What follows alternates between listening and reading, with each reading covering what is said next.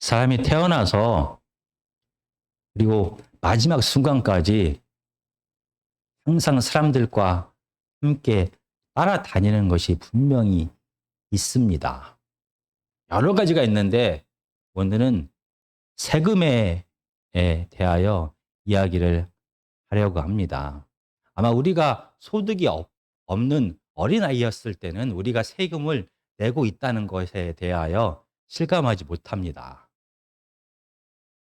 그렇지만 경제 활동을 하는 모든 기간 내내 우리가 인지하던 아니면 잘 알지 못하던 이 소득에 상관없이 모든 사람들은 세금을 내면서 살아갑니다.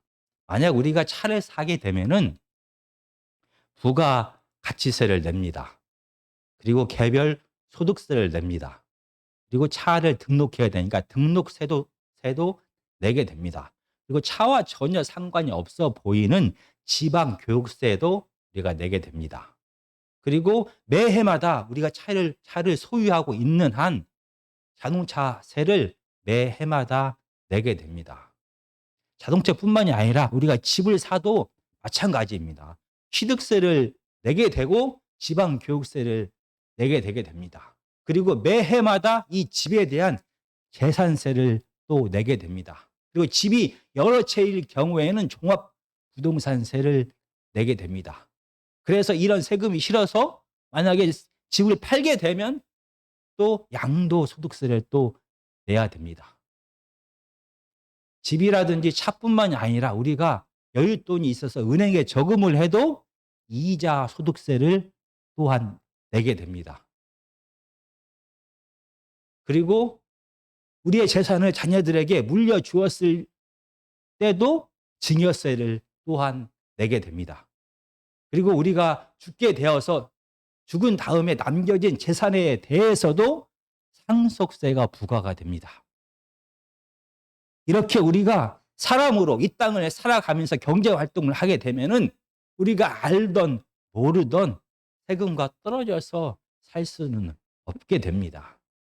오늘 본문에서도 바로 살아계신 하나님의 아들에게 세금 고지서가 부과되었습니다.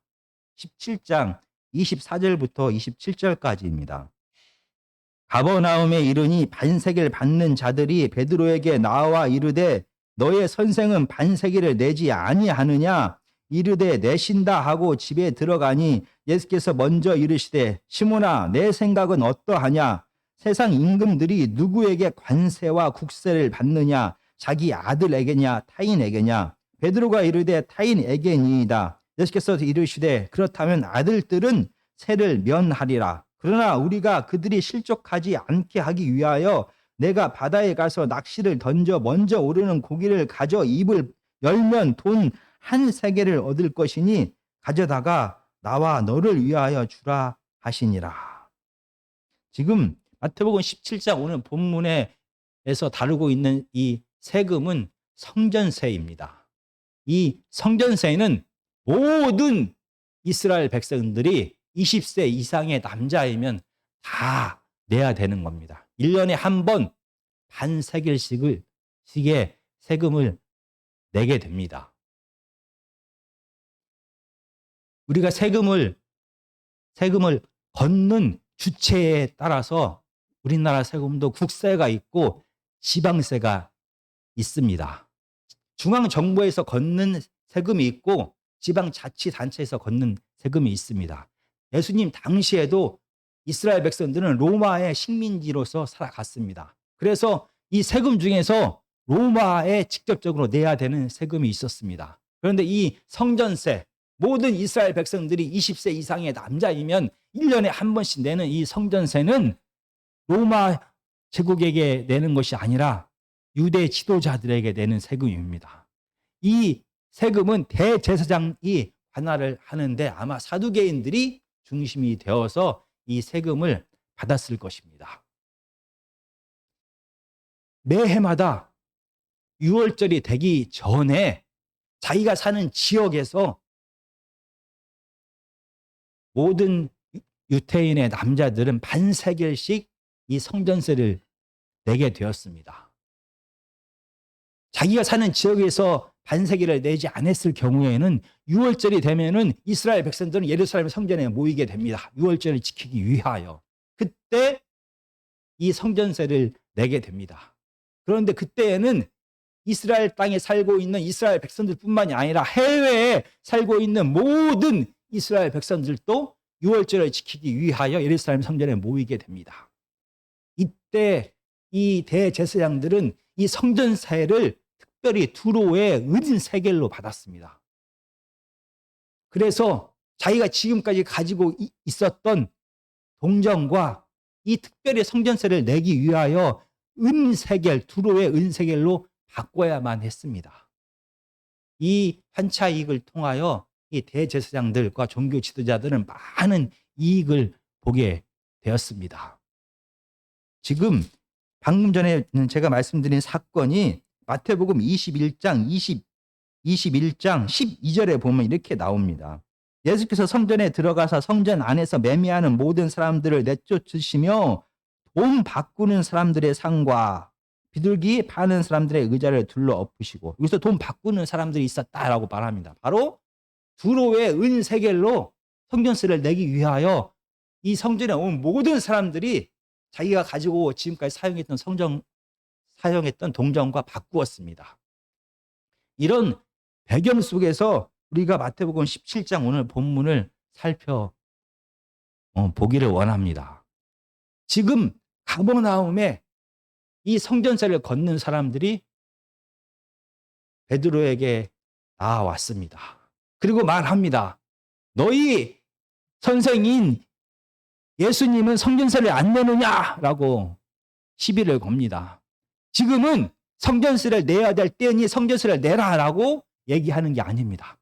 지금 이 성전세를 걷는 자들은 아마 예루살렘 사두개인들이 파견하였을 것입니다. 그들은 다른 사람이 아닌 예수님이 하나님의 율법을 지키지 않는 자다, 예수님이 성전을 무시하는 자다라는 트집을 잡기를 원했습니다. 그래서 시험하고 있는 것입니다.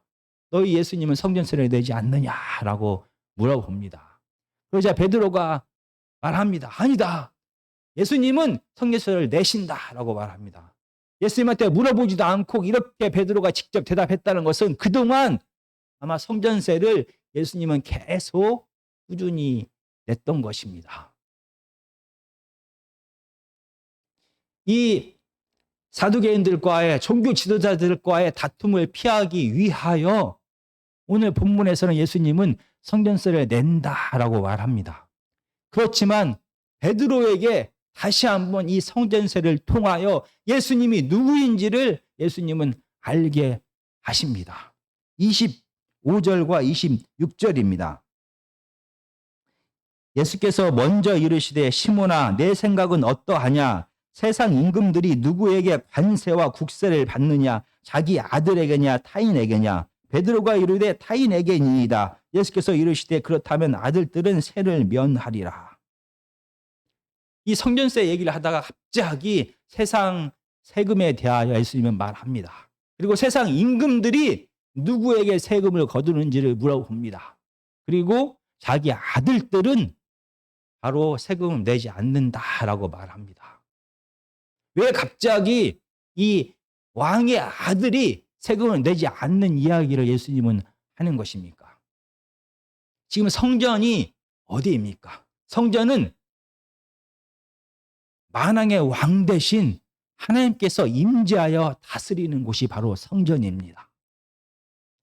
하나님은 온 우주의 왕이십니다. 그분이 하나님의 성전에 임하셔서 온 세상을 통치하고 계시는 것입니다.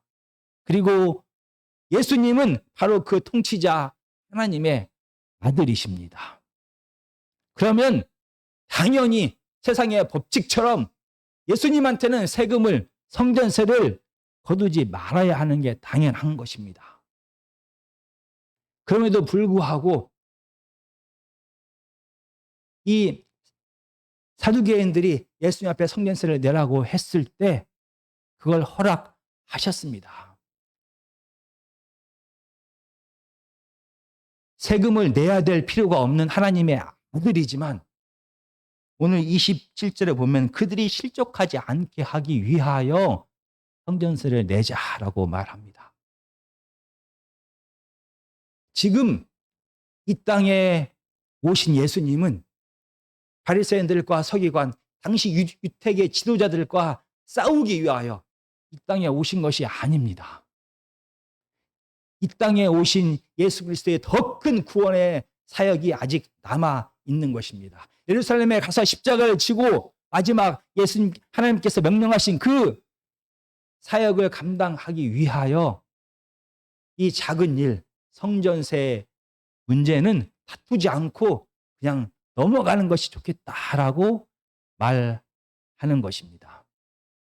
지금 더 큰 하나님의 사역을 위하여, 더 큰 구원의 사역을 위하여 종교 지도자들과 지금 당장 다투고 시시비비를 가리는 일을 하지 않겠다라고 예수님은 말씀하십니다. 그리고 다시 한번 많은 이스라엘 백성들로 하여금 예수님께서 당시 유대의 지도자들과 다투는, 당시 유대의 지도자들의 그 권위를 무너뜨리는 정치적인 메시아로 오신 것이 아니다라는 것을 다시 한번 알게 하는 것입니다. 오늘 이 성전세 사건은 방금 전에 말씀드린 대로 예수 그리스도께서 더 큰 하나님의 구원의 사역을 위하여 이 작은 세상의 사람들과 다투는 일, 세상의 율법과 세상의 법칙을 지키는 것을 준수했다라고 해석하는 게 당연합니다. 이게 옳은 해석입니다. 그리고 많은 이스라엘 백성들이 예수 그리스도가 정치적인 메시아로 오해하기 때문에 당시 이스라엘 백성들을 다스렸던 유대교 지도자들과 특별한 일이 아니면 싸우지 않는 모습을 보이는 것이 예수님을 정치적인 지도자로 오해하지 않도록 하는 것이기 때문에 이 일을, 성전세 내는 일을 허락하셨다라고 해석하는 것도 맞습니다. 그런데 오늘 본문에서 마태는 더 깊은 이야기를 하고 싶은 것입니다.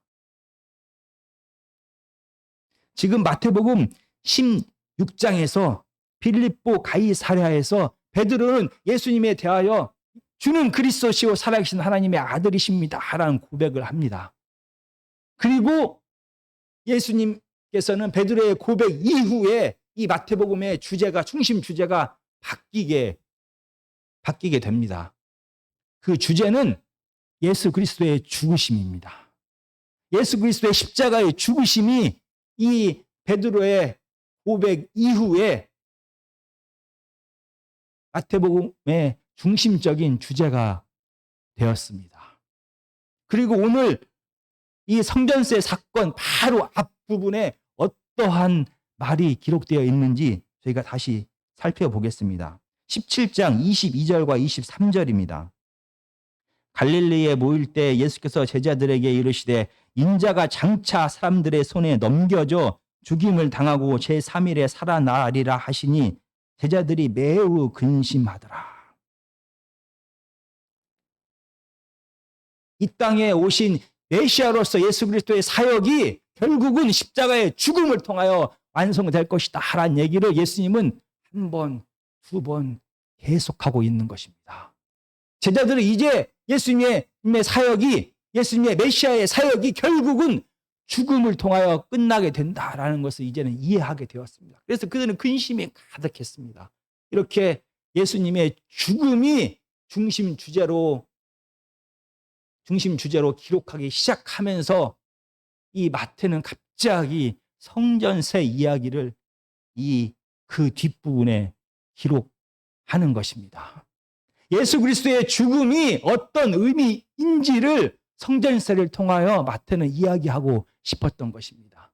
물론 이 성전세 사건이 벌어졌을 당시에 마태나 베드로는 아마 예수 그리스도의 죽음의 의미가 이 성전세와 관련이 있다라는 것을 전혀 깨닫지 못했을 것입니다. 예수님의 죽으심과 부활 이후에 마태와 베드로는 이 예수님의 성전세 사건이 예수 그리스도의 죽음이 어떤 의미를 가지는지를 보여준다라는 것을 깨닫게 되었을 것입니다. 예수 그리스도의 죽음이 성전세와 어떠한 관계가 있는 것일까요? 이 성전세를 맨 처음 내라고 했던 이 출애굽기 30장으로 저희가 가보겠습니다. 출애굽기 30장 12절에서 16절입니다.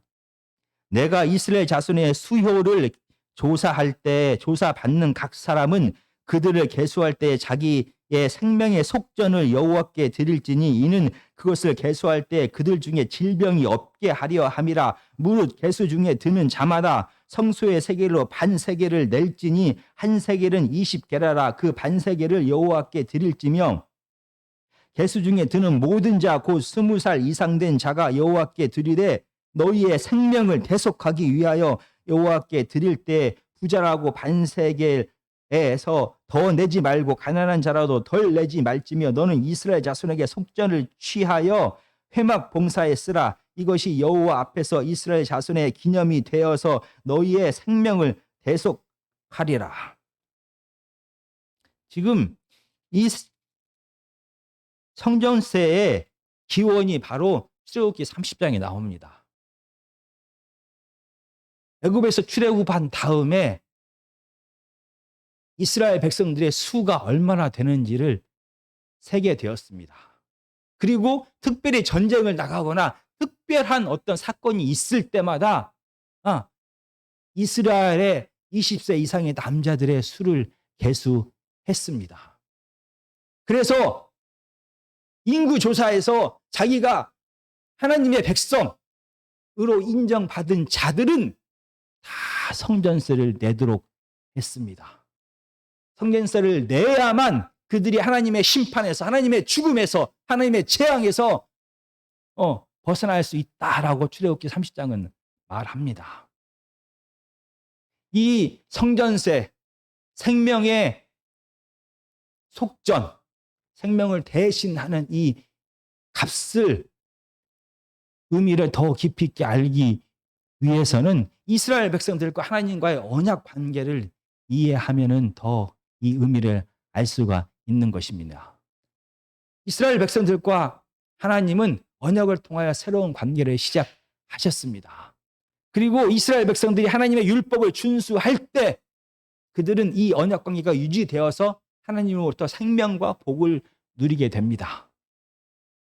만약 이스라엘 백성들이 온전히 하나님의 계명을, 하나님의 율법을 준수하지 못하면 그들은 심판을 받게 됩니다. 왜냐하면 언약 관계가 깨어지게 돼서 생명 되신 하나님과 멀어짐을 통하여 그들은 죽음을 당연히 맛보게 되는 것입니다.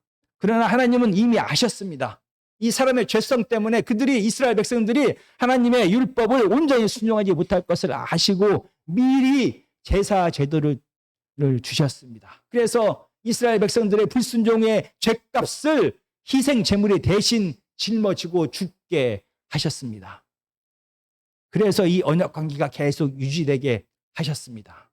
그래서 이스라엘 백성들은 매 해마다 모든 이스라엘 백성들의 온 죄를 다 속하기 위하여 대제사장은 대속죄일에 하나님 앞에 성전에서 이스라엘 모든 사람들의 죄를, 짐승을 죽여서 대신 속죄했습니다.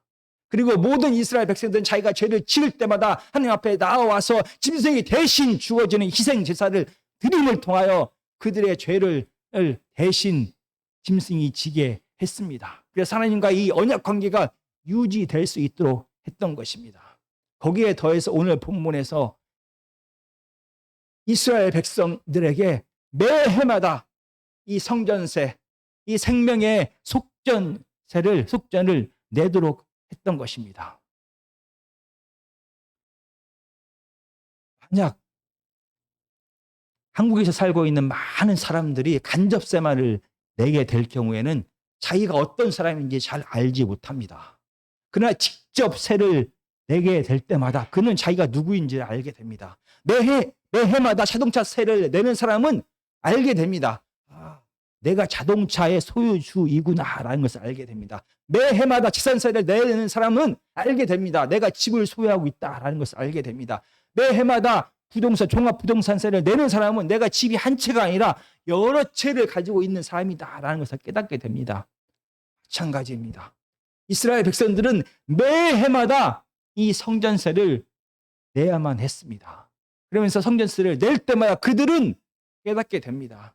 자기가 살아있는 것이, 자기는 원래 죽어야 되는데 하나님의 계명을 지키지 못하여 하나님 앞에서 거룩한 하나님 앞에 설 수 없는 죄인인데 자기가 살아있는 것은 하나님의 은혜다라는 것을 그들은 깨닫게 됩니다. 그들은 매해마다 성전세를 낼 때마다 그들은 이미 작년에 성전세를 냈지만 여전히 하나님의 성전에서 계속 희생 제사를 드려야만 하는, 계속 죄를 지을 수밖에 없는 죄인이다라는 것을 깨닫게 되는 것입니다.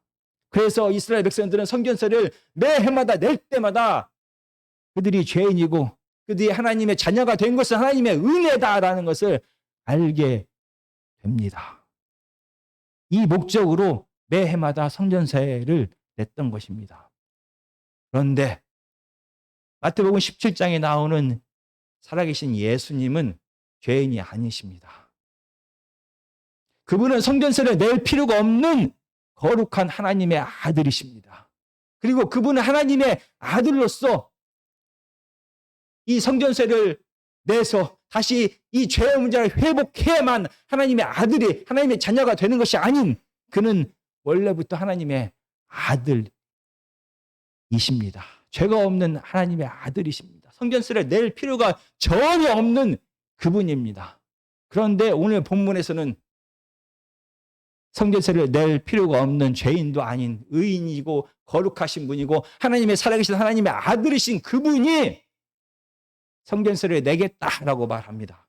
거기에 더해서 오늘 본문은 베드로의 성전세를 예수님이 대신 내주셨습니다.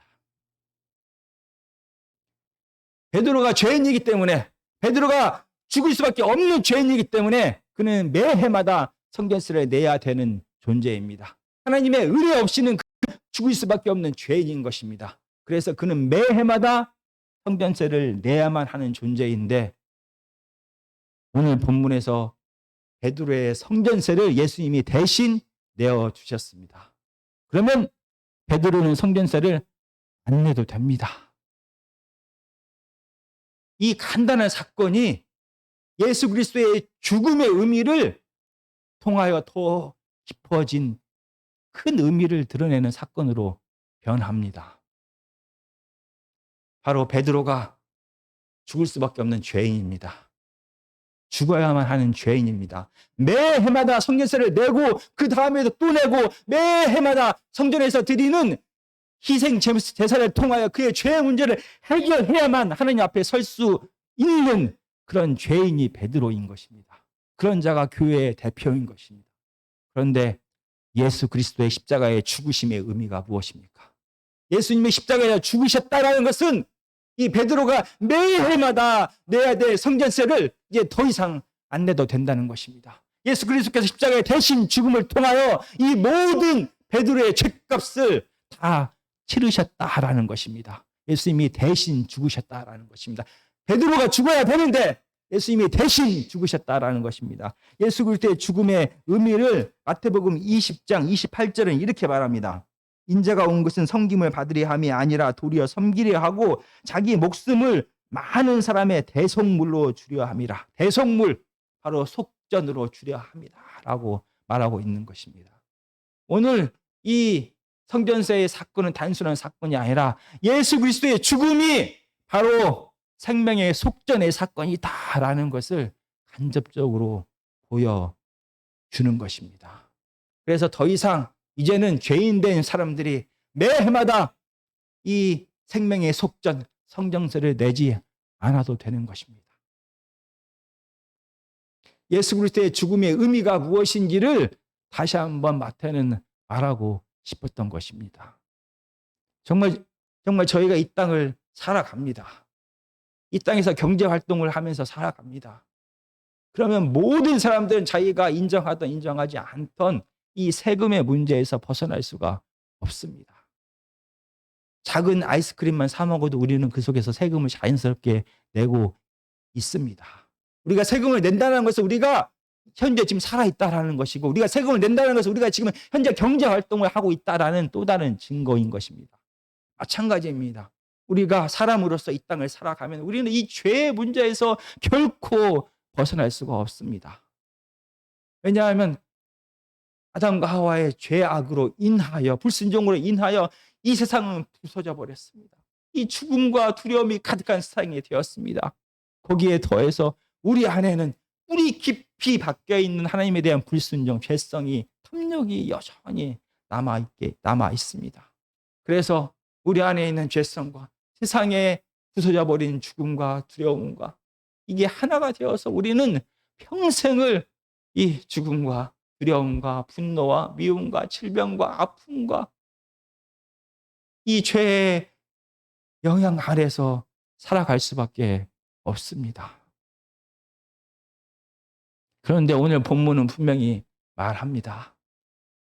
베드로의 성전세를, 베드로의 생명의 속전을 예수 그리스도께서 대신 지셨다라고 말합니다. 교회에 대표된 베드로의 이 죄의 문제를 예수 그리스도께서 십자가의 죽으심으로 해결하셨습니다. 베드로뿐만이 아닙니다. 나의 이 죄의 문제, 무거운 죄의 짐, 이 죄의 고통, 그 결과 죽을 수밖에 없고 질병이 들 수밖에 없고 내 안에 계속 탐욕과 분노와 미움과 시기와 질투 때문에 살아갈 수가 없는 이 죄의 영향력 아래에 살아가는 나의 죄의 문제도, 나의 죽음의 문제도, 나의 질병의 문제도, 나의 아픔의 문제도, 나의 가난의 문제도 예수님께서 다 십자가에서 해결하셨습니다. 예수 그리스도의 죽으심으로 해결 못할 이 죄의 빚이 없습니다. 죄의 값이 없습니다. 내가 어떠한 죄를 지었던, 내가 어떻게 그동안 살았던 상관없이 예수 그리스도의 십자가의 죽으심을 통하여 모든 나의 이 죄의 문제, 죄의 영향의 문제를 예수님이 해결하셨습니다. 그런데 오늘 본문은 참 이상합니다. 반세겔의 성전세, 베드로의 성전세 둘이 합쳐서 한 세겔입니다. 이 세겔의 한 세겔의 성전세를 베드로에게 직접 주시지 않았습니다. 모든 문제를 다 해결하신 예수님께서 베드로에게 가서 고기를 잡으라라고 말합니다. 그리고 네가 고기를 잡아서 이 성전세의 문제를 해결하라라고 말합니다. 예수 그리스도의 십자가의 죽으심과 부활을 통하여 모든 사람, 나의 이 죄의 문제를 예수님은 해결하셨습니다. 나의 질병의 문제를 해결하셨습니다. 나의 가난의 문제를 해결하셨습니다. 나의 두려움의 문제를 해결하셨습니다. 나의 분노의 문제를 해결하셨습니다. 나의 열등감의 문제를 해결하셨습니다. 죄의 결과 찾아오는 모든 문제를 예수님이 십자가에서 이미 해결하셨습니다. 그런데 베드로에게 가서 고기를 잡아 예수님의 말씀을 믿고 가서 고기를 잡았을 때 베드로는 이 성전세, 이 죄의 문제를 해결했습니다. 마찬가지입니다. 이미 모든 문제를 십자가에서 예수님이 해결하셨습니다. 우리는 예수님께서 해결하신 것을 믿으면 됩니다. 믿고 이 땅을 살아가면 됩니다. 믿고 이 땅을 죽음과 질병과 두려움과 미움과 분노와 싸우면서 살아가면 됩니다. 왜냐하면 예수님께서 이미 승리하셨습니다. 그 승리하신 예수님을 믿고 우리가 세상으로 나아가서 살아갈 때 이 죽음의 문제, 이 죄의 문제, 이 두려움의 문제, 이 질병의 문제, 이 가난의 문제, 이 욕망의 문제, 이 탐욕의 문제, 이 열등감의 문제, 이 모든 문제는 해결이 되는 것입니다. 예수님이 십자가에서 해결하셨다라는 것을 믿고 예수님을 대한 믿음이 이 땅에서 우리로 하여금 삶에서 이 생명의 풍성함을 실천할 수 있게 하는 것입니다. 그 부분은 우리의 몫입니다. 우리에게는 믿음이 필요합니다. 정말 예수님께서 내 모든 죄의 짐을 다 짊어지셨습니다. 믿어야 됩니다. 살아계신 예수님께서 내 질병의 문제를 이미 십자가에서 해결하셨습니다. 우리는 예수님께서 해결하셨음을 믿어야 됩니다. 예수님께서 이 죄의 모든 영향과 결과의 문제를 십자가에서 이미 해결하셨습니다. 우리는 예수님을 믿고 이 죽음의 세력과 싸우면서 이 땅을 생명이 풍성한 하나님의 나라로 만드는데 힘쓰며 애쓰는 것이 우리가 해야 될 예수님에 대한 당연한 보답입니다. 늘 기억했으면 좋겠습니다. 눈에 아무것도 안 보여도 여전히 고통스럽고 여전히 힘들지만 분명한 것은 다시 한번 말합니다. 십자가에서 예수님께서 나의 죄의 문제를, 죽음의 문제를 다 해결했습니다. 우리는 믿고 이 땅을 감사하며 믿음의 말씀대로 순종하면서 살아가면 이 모든 약속이 우리의 삶에서 반드시 성취될 것입니다.